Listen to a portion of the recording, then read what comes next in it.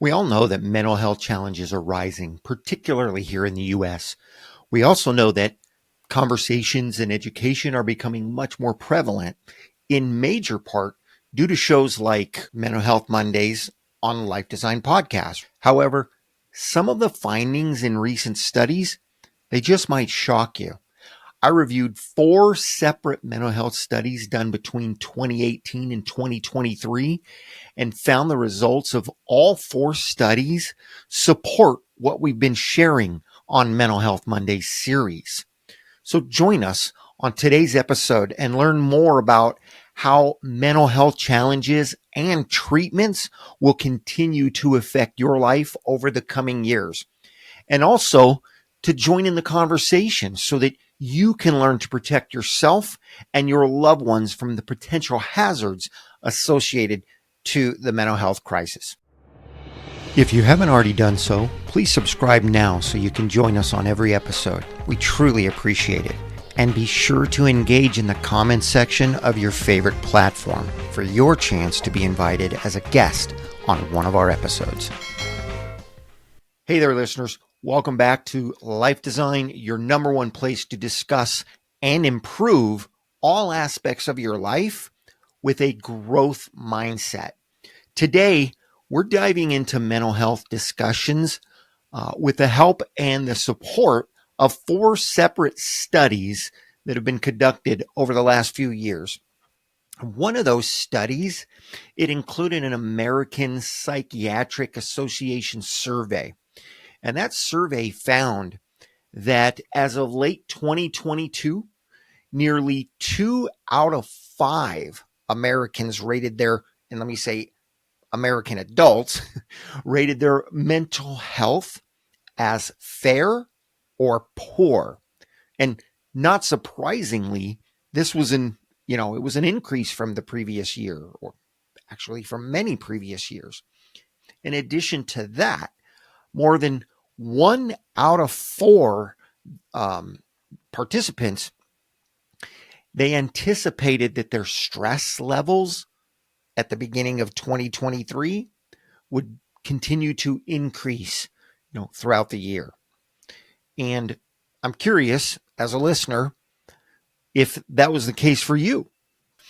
There was another study that we looked at, and that was actually it was a Mental Health America's report, and it shared that the state of mental health in America, specifically in 2023, and the report provided some insights into the prevalence of mental health concerns, and specifically issues related to access to insurance and access to treatment. And this isn't to say that insurance isn't covering mental health issues or challenges, or that treatment isn't readily available for most people, because the fact is it is. But it's still not as prevalent as other types of medical coverage, even though it needs to be. Another thing that this particular report pointed out was that, and this is, we all understand this, but it highlighted the fact that the COVID pandemic actually had a significant impact on mental health data collection. Okay, so a lot of different agencies are actually starting to collect more data, or more specific types of data, of course, suggesting that the pandemic actually played a substantial influence on mental health trends. Okay, not just what we already know that it caused issues, but mental health trends from the research and from the medical perspective of things. And I know a lot of that sounds a little heavy. It sounds more like bad news. But guess what? Even though mental health challenges and concerns have risen drastically over the last few years, okay, there is some good news on the horizon, and I'm actually excited to share that with you. So that's why we're having this discussion today. So let me ask you this question. did you know, or did you understand that the way most people view mental health is actually changing for the better? We hear a lot more about it, and the challenges are increasing, but but reports and studies have shown that the way the general public looks at mental health, the stigmas and things like that associated to it, it's actually improving. Okay, interestingly, in 2023, a significant portion of American adults, again, these studies were done in America, but they had actually planned New Year's resolutions. Now, this was in beginning of 2023, in ways that were related to mental health activities, things like exercise, meditation, going ahead and looking into or receiving therapy. A lot of people chose to do digital detox. That's been hugely popular over the last couple of years as well, even though the amount that we used it increased when everyone was stuck at home and had to, find more things to do that were indoors. However, a lot of people did start recognizing that those activities, the exercise, meditation, actually going to therapy and then doing the digital detoxes, these became popular choices because they recognized these things are actually going to help with their mental health, with their mental wellness and well-being. And they found that these resolutions, similar types of resolutions, are actually being reported again in 2024 and indicating that there is a growing awareness and an actual proactive approach towards mental health among the general public. And again, a lot of that's in large part due to shows and podcasts and different individuals like myself and Mike, co-hosts that participate and people that help me research information, because we're actively out trying to promote it. And so are a lot of you. And so for those of you that are and that participate in this series with us, thank you. Thank you for being a part of that. Okay. In addition, there was a second survey that was completed that I did some research on that I want to share with you. And that was actually, it was a survey done by the Harris Poll on behalf of the American Psychological Association. And this particular poll showed, honestly, some pretty eye-opening results. It actually showed that, and it's a whopping 87%, but that a lot of American adults now believe that having a mental health disorder or a mental health challenge isn't anything to be ashamed of. Okay, they were pretty aggressive in that response as well. In addition, 86% believe they were confident that people struggling with mental health issues can actually get better.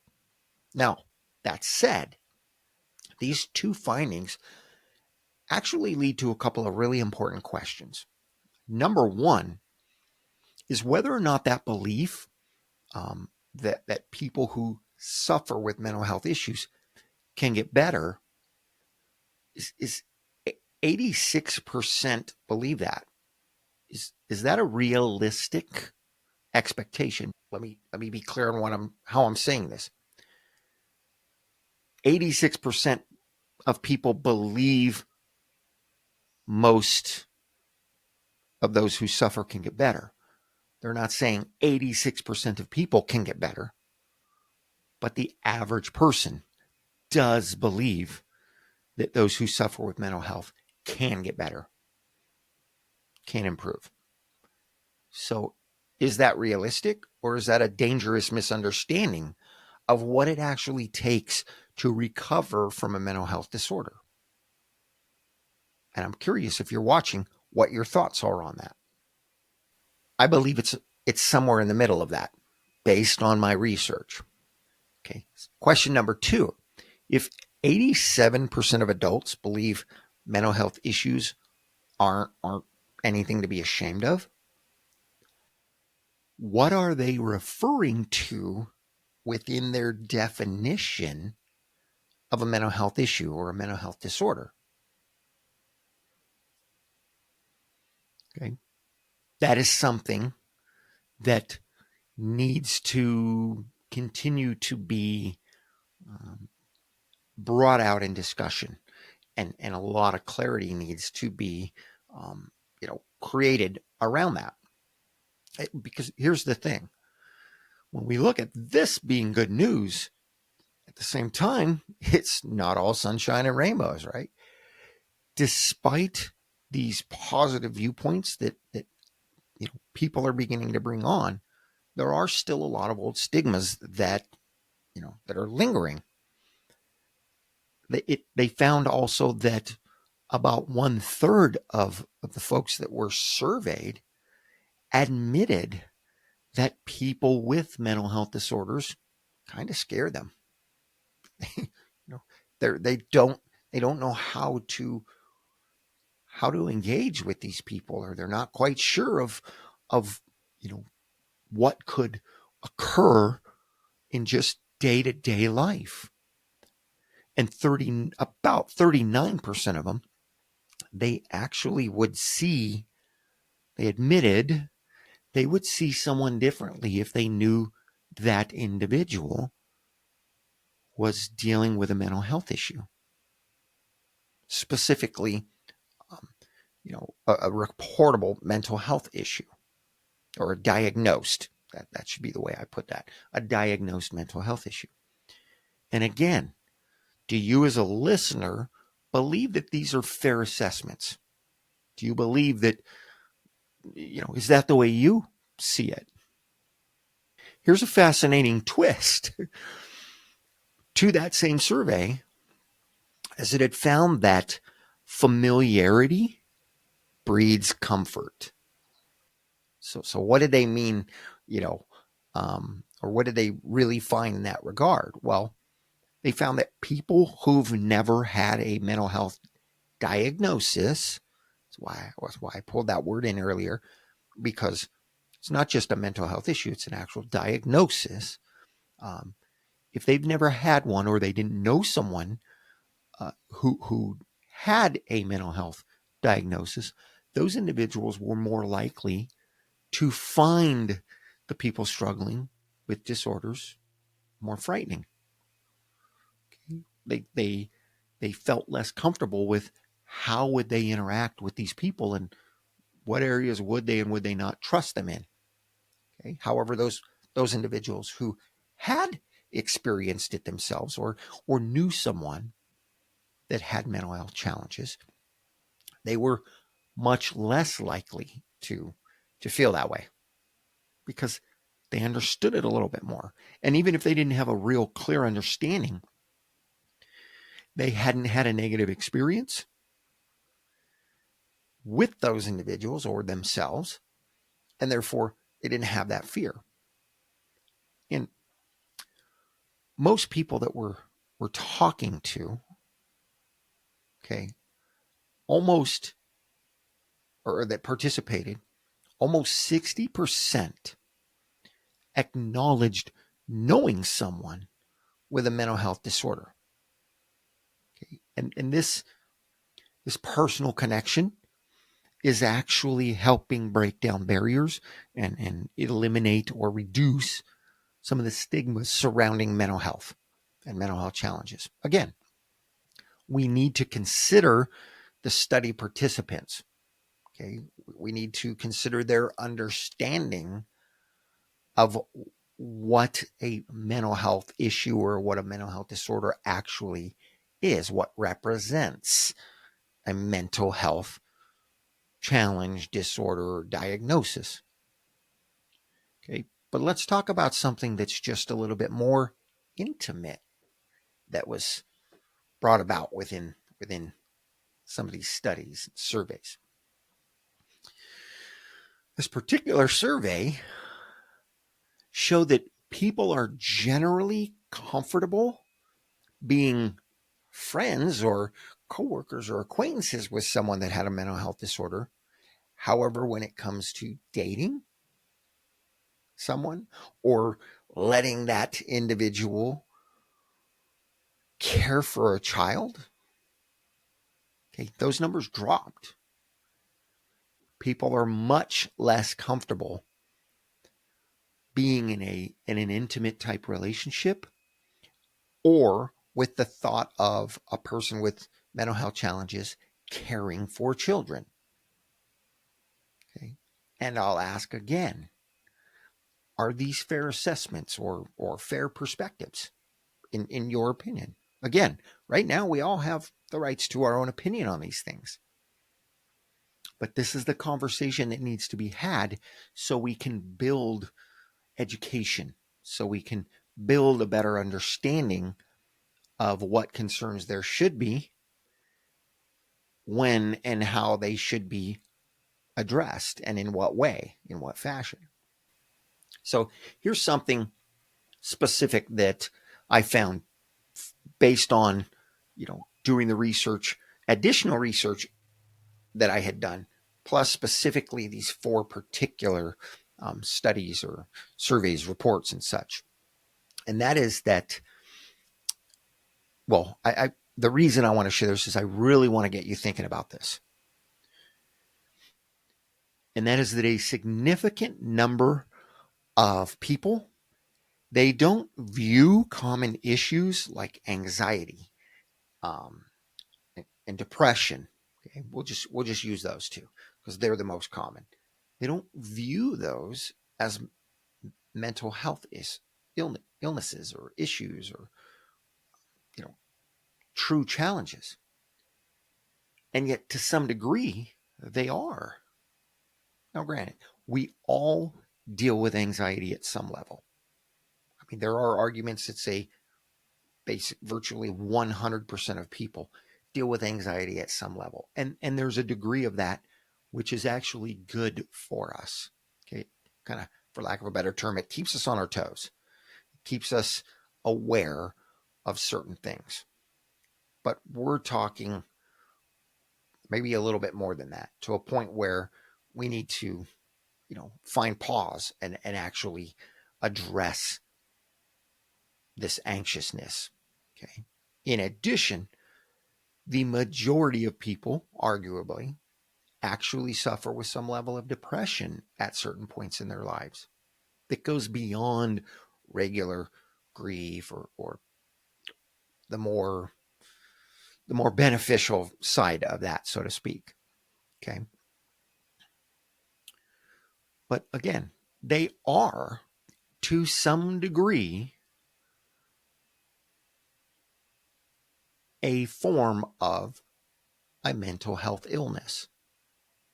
Or they can be. Let's put it that way. At minimum, we can say they can be a mental health illness. Then there's the topic of suicide. Okay, the majority of people agree that suicide or suicidal individuals, they can be treated. Okay, they can lead successful lives, and that suicide itself, that it can often be prevented. Yet, I believe it was right around 1/3, okay, would still keep quiet. They would still keep it to themselves if a loved one died by suicide or even attempted suicide. And a lot of them, a big portion of people, view suicide as a selfish act. I used to be one of those. I used to kind of look at it that way, that it's very selfish. But when we look at it from the mental health perspective, it's not. It's not, because it's predicated by a mental health disorder. In virtually every case, I know there's some differing opinions on that. I get it, if you're one of them. But for the most part, it's suicides, whether they're traumatic things that occurred recent or whether they're long ongoing challenges. Most every suicide case, it's not a selfish thing. It's a mental, it's caused from a mental health disorder. Okay. And there's another very controversial conversation that falls into this territory. Okay. And it has and it in the past, and it continues to shape both mental health conversation as well as our social or societal conversations regarding many things, including people's rights. Okay.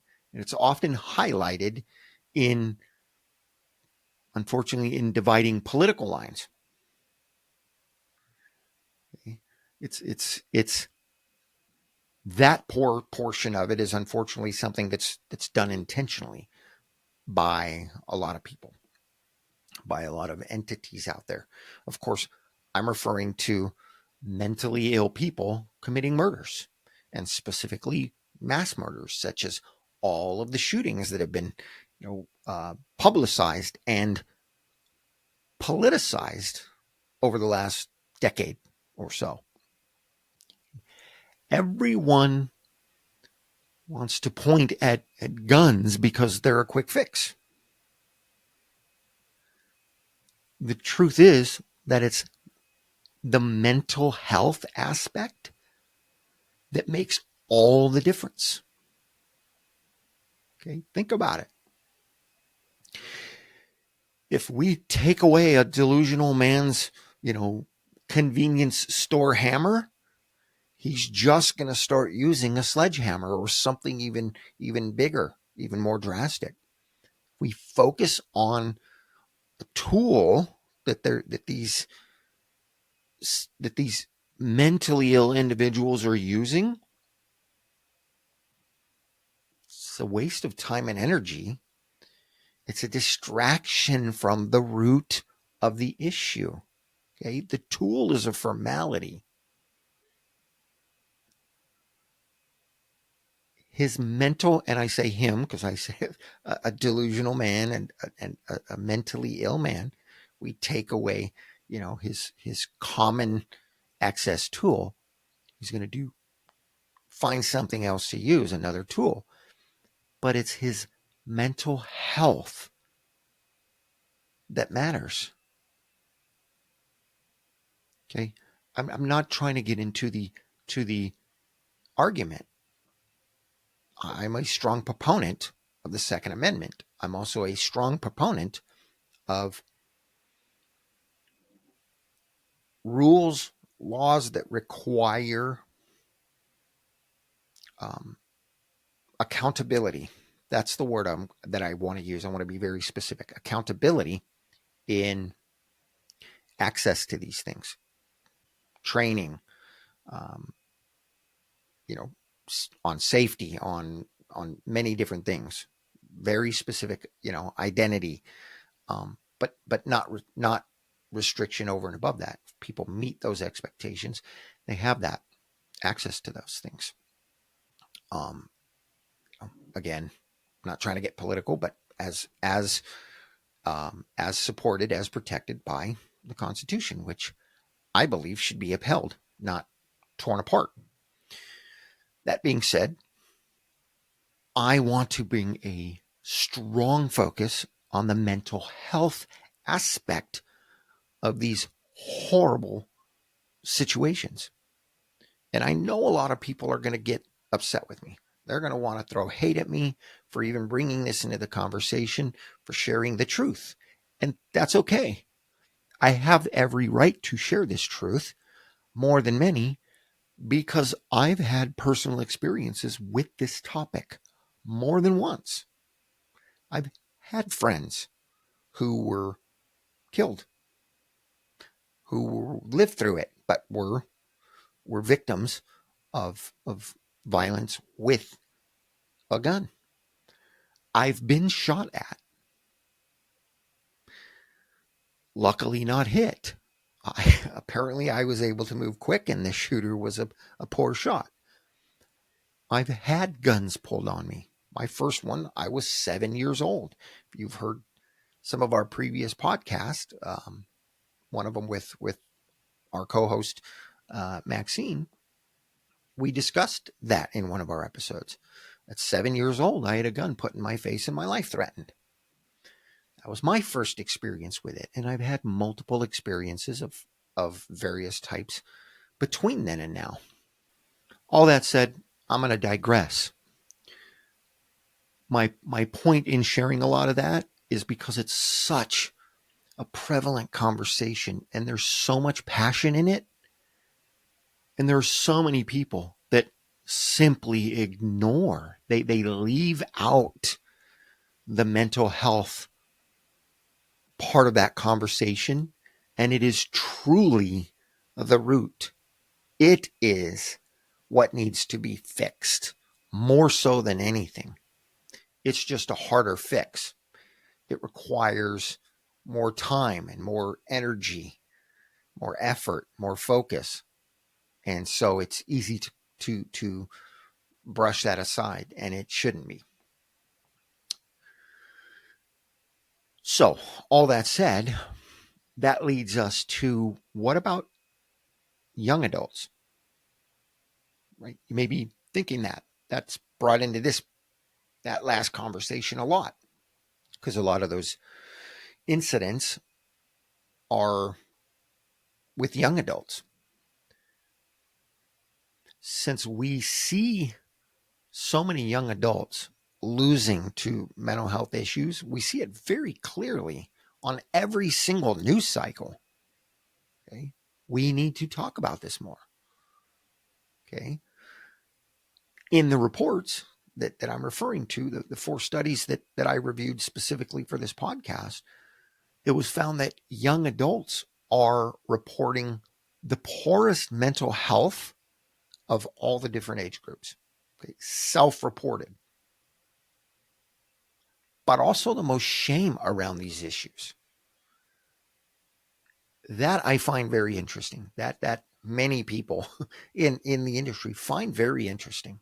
Not only are they saying they've got the poorest levels of mental health, but they're also reporting the most shame about it. Okay, this is a call to action for all of us to keep pushing for awareness and education and understanding on these matters. Okay, there was another report that was put in. It was a Harris poll, okay, done in cooperation with CVS Health. This particular survey revealed that about or almost 60% of all young adults ages 18 to 32 were concerned about their mental health. 60% of young adults were concerned about their own mental health. Okay? And 2/3 acknowledged that there was widespread mental health struggles within their own community. Okay, circle of friends, work and community itself, their neighborhoods and such. We also find that most physicians are also reporting declining mental health, among their patients within their practices. However, only a small fraction of Americans regularly consult with mental health professionals. Something else this survey found. There was so much information in these surveys, and most of us never get access to them. So let me share. I want to share these things. I want to help educate people on these. And the survey also found that the generational differences in people's attitude towards mental health. Okay, with older Americans, they're emphasizing the seriousness of mental health issues more than the younger generation. Not just mentioning that it exists, but they're emphasizing how serious it actually is. Where the younger generation, they're concerned, but they don't necessarily look at how truly serious these things can be. Okay. Another call to action for all of us to keep pushing the awareness and the education and the understanding of these very common challenges. So when we look at all of this, when we hear all of this, and I know I just rattled off a ton of information, but when we look at it all as a whole, what's the takeaway? Again, these are four very specific, studies and surveys and reports that I shared with you, on top of dozens of others that I've compared over the last few months. All of these things have such a strong um, commonality to them. When we look at them, what are the takeaways? What are the takeaways just from today that we shared just from today? Well, the recent findings actually suggest that even though awareness and concerns about mental health are actually rising, there is still a huge gap in education for the general public. The experience or people admitting to recognizing that there are mental health challenges, that's increasing. I don't want to say exponentially, but in drastic number. But the number of people that are actually seeking help is not growing at the same pace. It's falling behind. When we consider that, when we think about that, learning to recognize mental health issues is a major, major key. And we need to keep working to get the average, person educated. You know, but we also need to get them actively seeking professional support, when it's needed. There's the conundrum, right? Do they know when it's needed? Not They don't if they're not educated. So we need to get them educated. Then once they are educated, part of that education needs to be the understanding and the knowledge base and the willingness to seek mental health help, with an expert specifically, um, or even in an ascending, progression, moving in that direction. Once they acknowledge that it exists, and again, that's whether they're dealing with it personally, but also you can get help when you're a third party, when you know someone, when you're someone that you're intimately involved with. And by intimately, I mean a coworker, a friend, a family member, of course, a spouse, a child, a parent, things like that, a sibling. Okay. And we need to help them do that even when they think it's not needed. Okay. Even if they are not educated to a level where they truly understand, yeah, this is at a level where it I need to go figure something out. I need to go get some help at it. If there's even, once they acknowledge it exists, they should be searching out. We all should be searching out some type of help, some more understanding of what we're dealing with. And the current focus, it really does need to be about education, about more conversation, and most importantly, about empathy and compassion for these people. Now,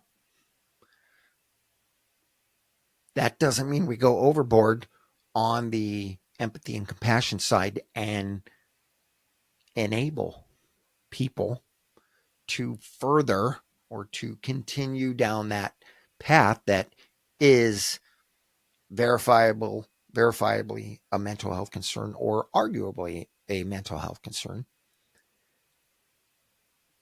But it does mean we have empathy and compassion for the fact that they may not recognize that. And they may fight against us, and other people may fight against us in trying to bring that information to light. But it's important. It's something that we all need to participate in. So please, if you are struggling in any way, or if you know someone who is struggling, and you're willing, I would ask you, please be willing. please be willing to step up and to ask for help. Reach out to us. Reach out to me. Reach out to Maxine. Reach out to any other host that you may see over time. I don't know when you're seeing this episode, but reach out to us on any of our platforms, and we will assist you in whatever ways we can. Again, you guys know this. This is not medical advice. This is not some sort of specific medically backed show. This is a podcast. This is a conversation, but it's a conversation that's based on quite a bit of research and a group of people with empathy and compassion and a desire to speak up and to help. If you're a professional in the mental health field and you would like to share in this conversation, please reach out to us again on any of our platforms, and let's see how we can work together to help make a difference. Maybe you become a guest or become a guest host. Who knows? Maybe we can collaborate if you have a platform of your own. Regardless, please reach out to us.